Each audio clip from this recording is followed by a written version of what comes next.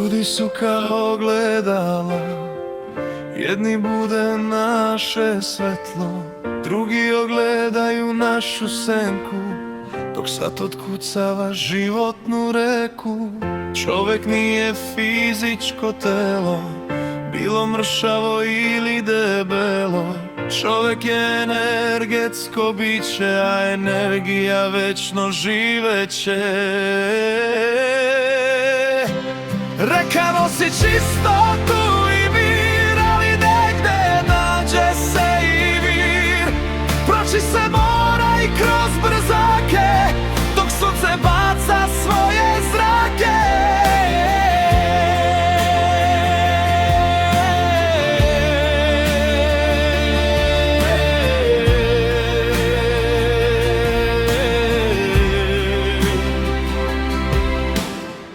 Ljudi su kao ogledala, pod velom vremena prohujala, i kao u vodi u oceanu, jedni u drugima se ogledaju. Neki ostavljaju ukus gorak i uče kako ostati jak, drugi šire pozitivan uticaj i podstiču okolinu na lični sjaj.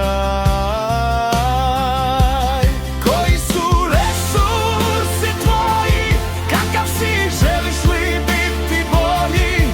Da li si samo u materiji ili imaš svest o energiji?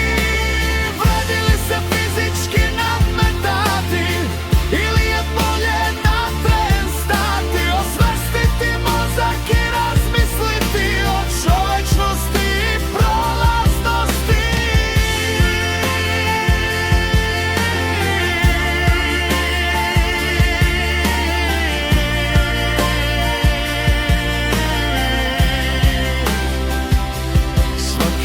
Susret je lekcija, bitna je naša percepcija.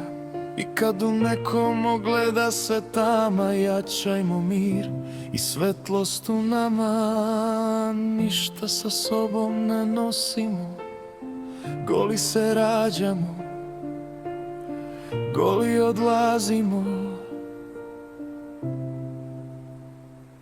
Reka nosi čistotu